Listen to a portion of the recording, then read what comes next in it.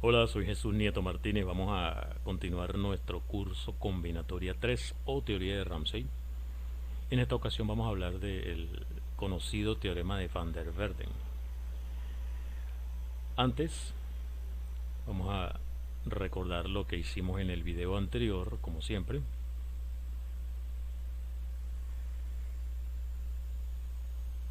Hablamos de algunos conjuntos que tienen la propiedad de Ramsey aparte de los que ya habíamos visto. Habíamos demostrado antes de ese video que todos los conjuntos abiertos en la topología métrica de n a la corcheta infinito son Ramsey.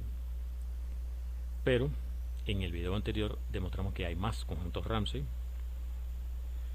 topológicamente hablando, ¿no?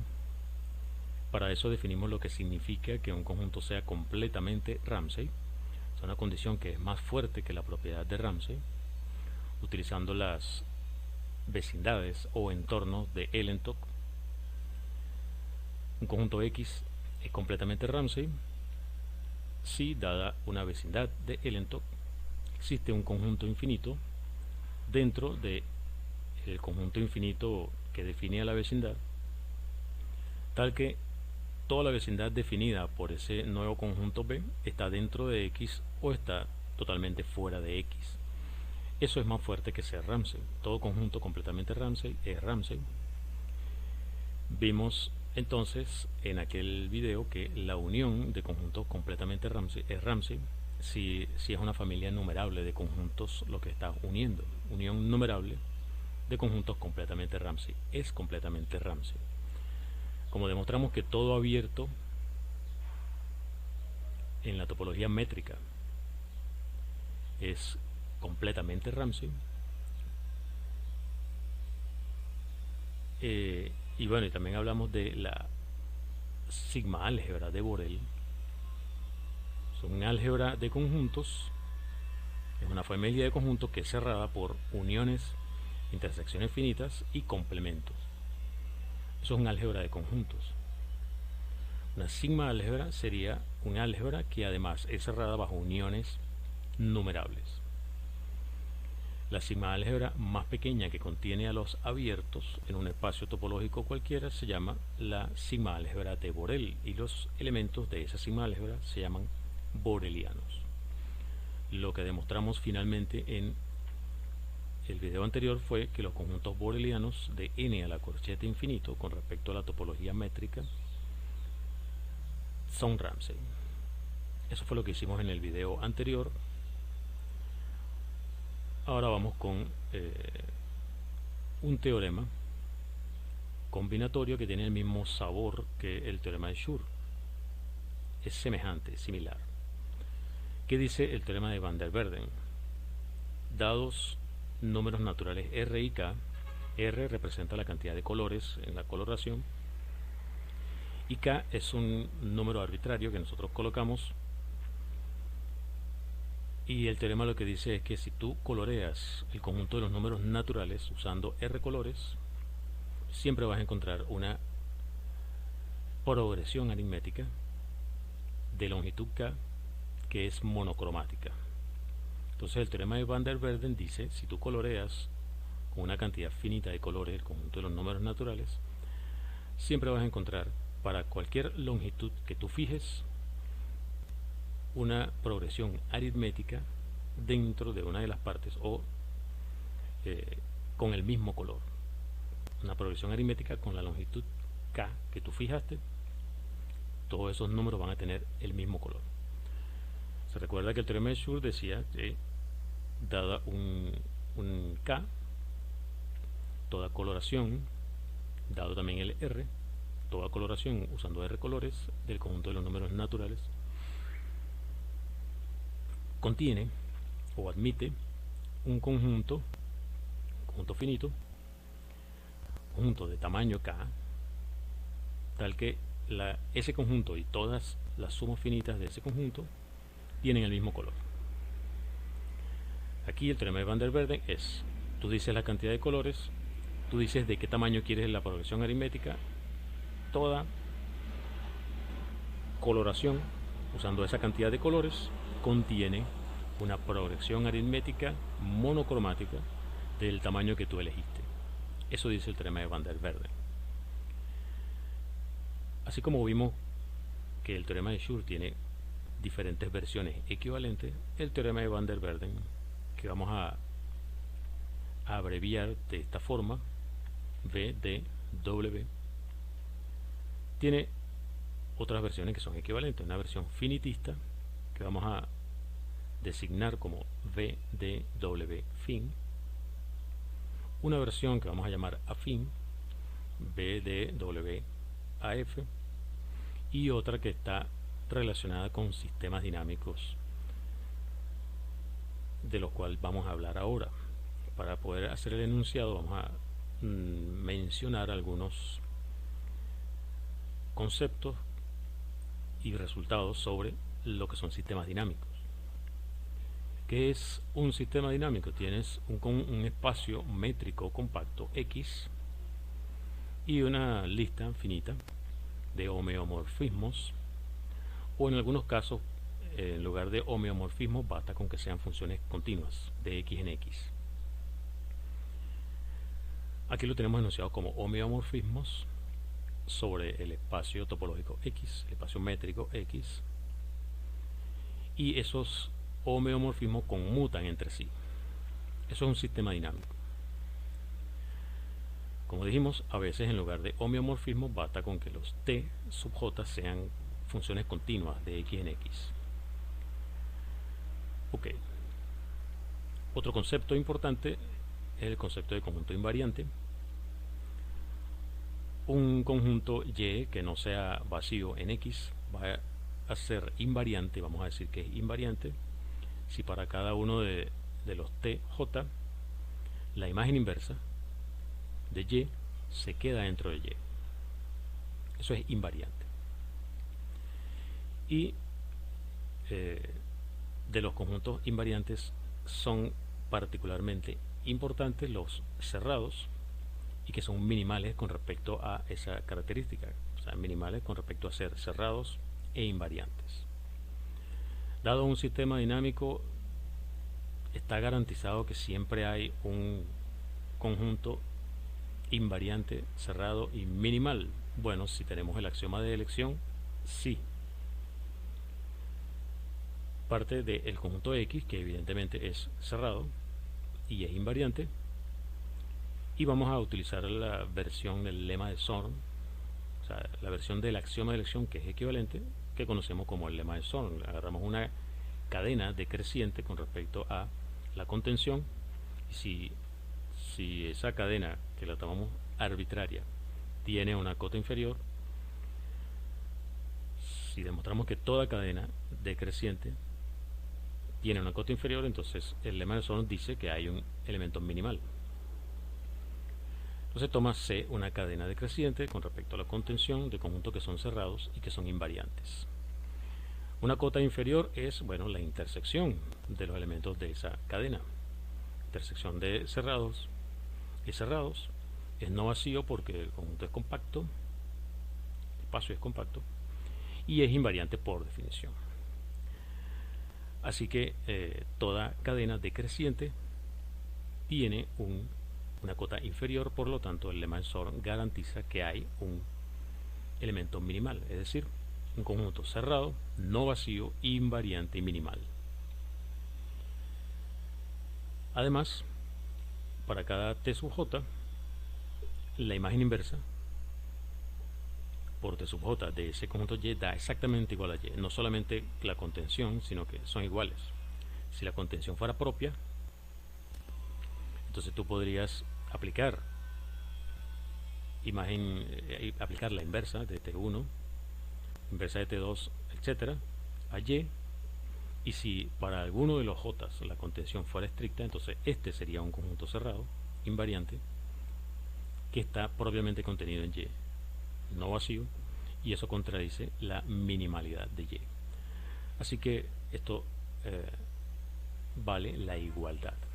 Para cada J, la imagen inversa por T sub J de Y es exactamente igual a Y, no solamente es contenido. Eso sí, Y es el que nos da el lema de Zorn, un cerrado, no vacío, invariante, minimal. Ok, esas son algunas consideraciones sobre sistemas dinámicos, son hechos generales. Y lo que nos interesa es este enunciado de acá, la versión del teorema de Van der Waerden que está vinculada a los sistemas dinámicos. Y vamos a llamarla BDW DIN por sistemas dinámicos. ¿Qué es lo que dice? Me das un entero K y epsilon mayor que 0. Tienes un espacio métrico compacto, que es el que nos va a dar el sistema dinámico, y T, una función continua. Aquí es lo que decíamos anteriormente, que en general, en algunos escenarios, los TJ se consideran homeomorfismos. Para el teorema de Van der Waerden es suficiente que en este sistema dinámico es suficiente con la continuidad para T.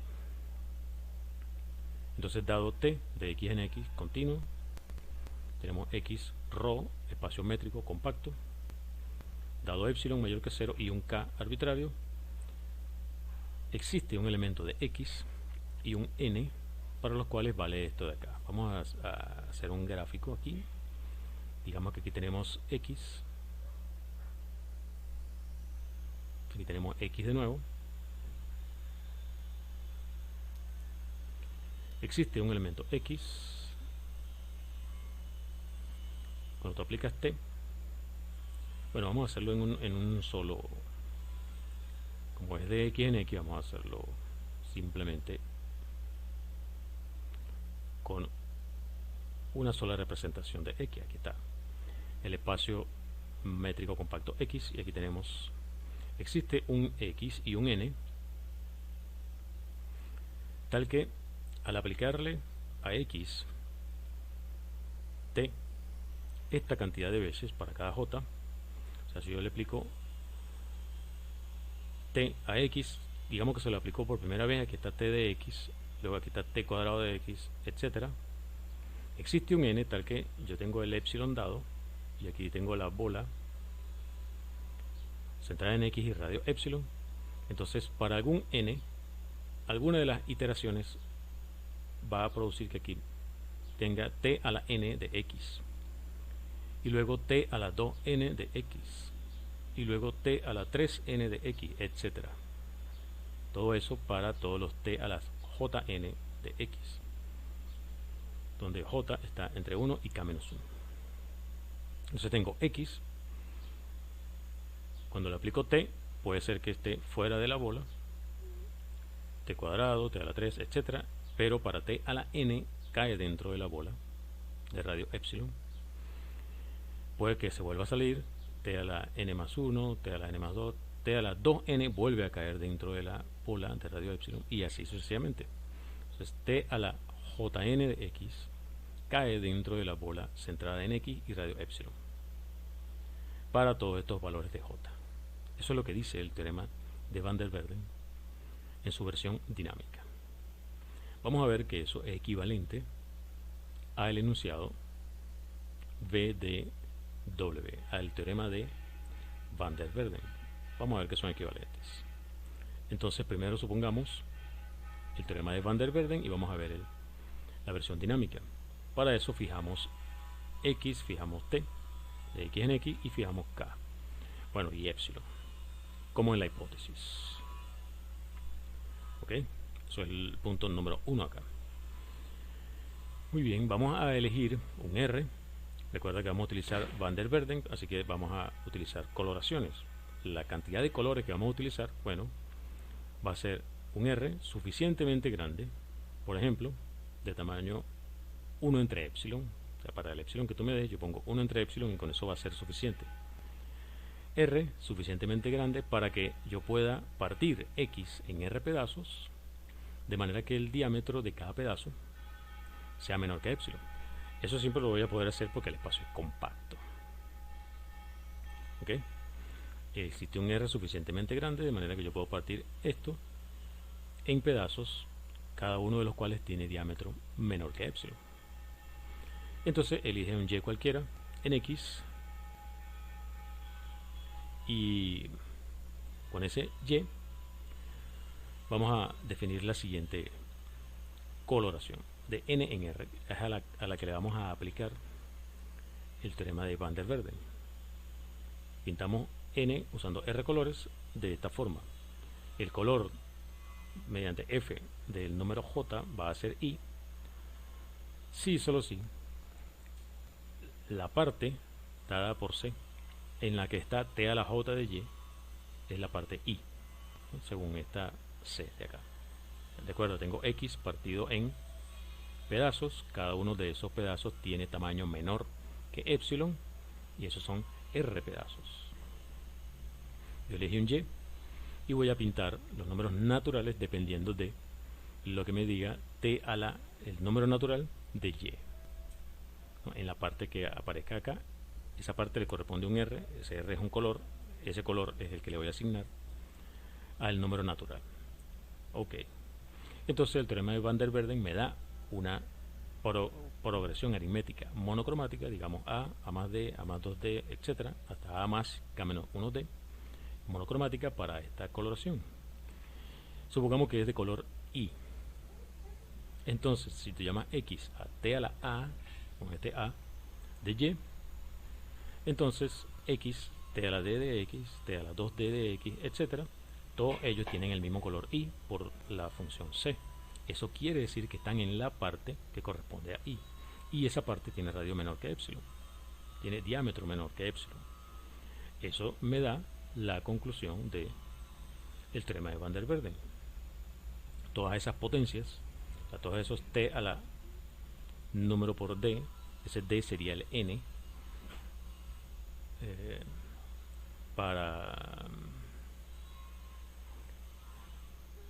perdón, ese d,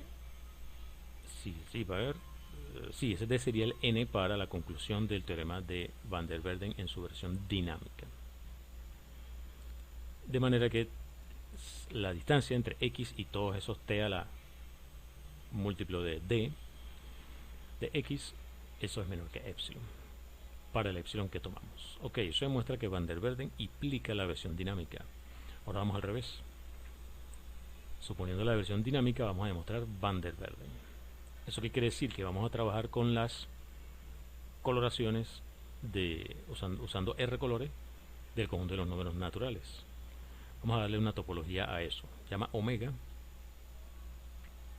al conjunto de todas las R coloraciones de n con la topología producto. La topología producto de la topología discreta aquí en este conjunto finito. Como este conjunto es finito y esto es el producto cartesiano de esos conjuntos que son finitos, esos conjuntos finitos son compactos, como espacio vectorial, como espacio topológico, perdón, son compactos. Esto es un producto de espacios compactos, por lo tanto es un espacio compacto por el teorema de Tikhonov. No solamente es compacto, sino que es un espacio métrico en el que la métrica está dada, así como cuando estudiamos el espacio de Baire, la métrica tiene esta característica. La distancia entre una coloración gamma y una coloración psi es menor que 1 entre n, equivale a que ellas coinciden, gamma de j y gamma de psi y psi de j son iguales siempre que j esté entre 1 y n. Eso es la característica de la métrica en este espacio.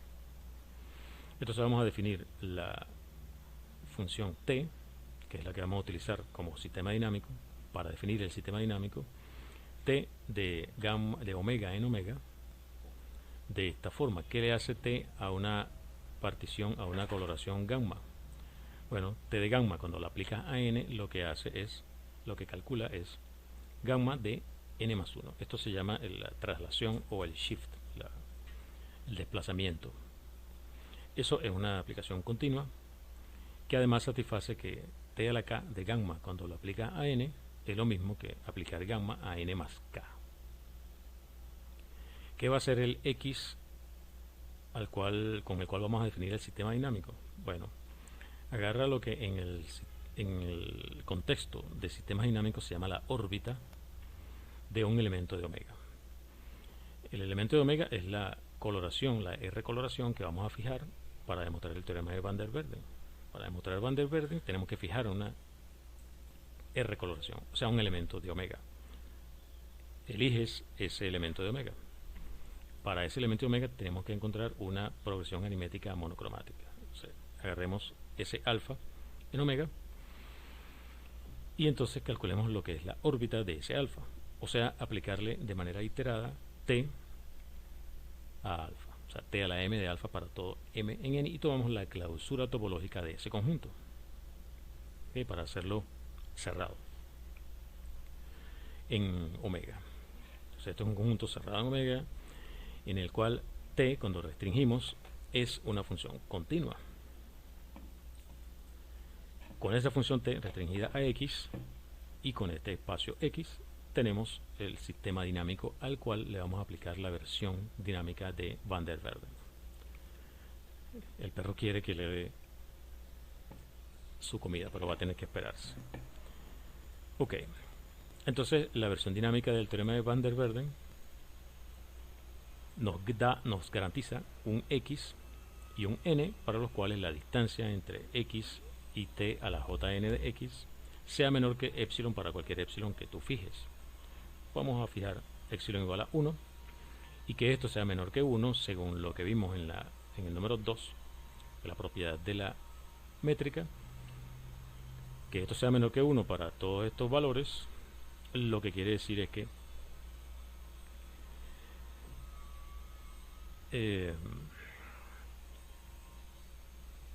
esto de acá no coincide. Que sea menor que 1 es que coincidan gamma de j y psi de j para todos los elementos de acá. Pero eso todavía no lo vamos a desarrollar. Vamos a usar el hecho de que este x está en el espacio x, que es la clausura topológica de los elementos que son de esta forma. Quiere decir que para cualquier epsilon que yo agarre, una bola con ese radio epsilon siempre va a contener elementos de acá si está centrada en x.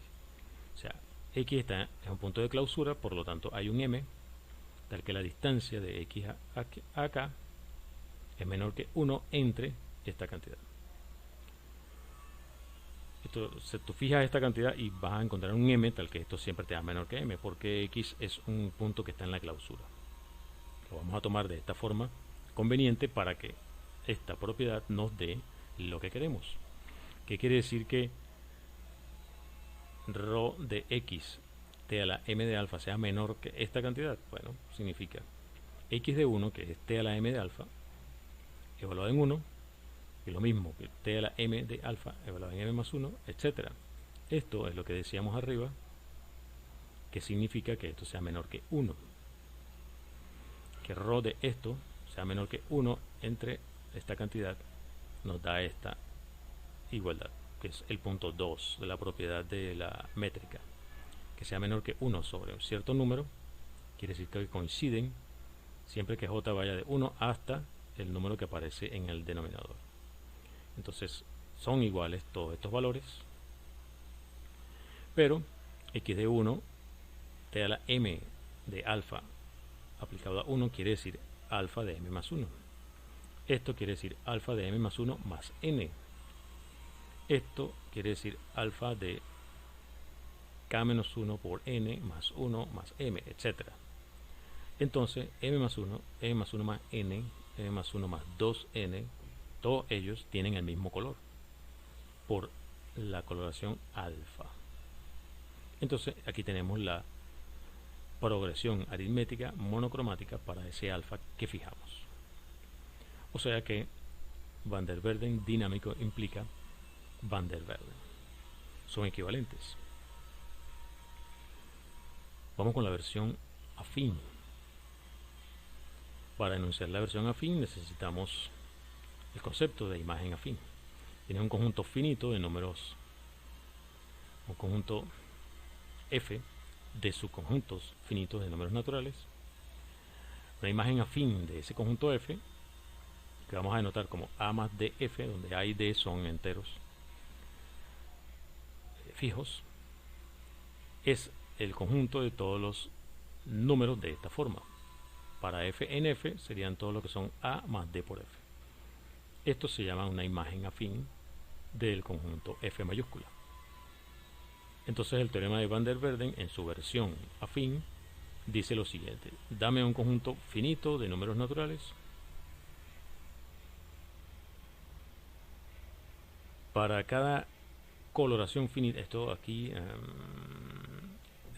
esto está mal, ¿no? Esto es pertenencia. Vamos a...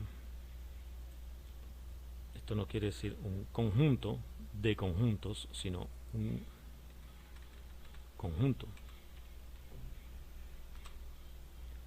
O sea, aquí decía un conjunto cuyos elementos eran conjuntos finitos de números naturales, pero en realidad no es eso, es un conjunto de números naturales, solo que el conjunto es finito. Entonces aquí era pertenencia. La imagen afín lo que contiene son números, no conjuntos. Como estaba escrito antes, los elementos de F eran conjuntos finitos. Ok.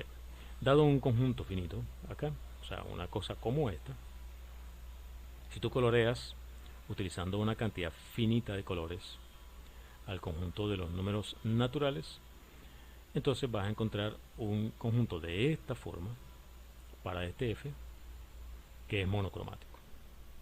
O sea, una imagen afín de F. Okay. Bueno, vamos a demostrar. Esto es más sencillo que lo que vimos anteriormente. Suponiendo cierto Van der Waals, vamos a demostrar la versión afín. O sea que tenemos que fijar un conjunto finito F de números naturales y una coloración finita de N.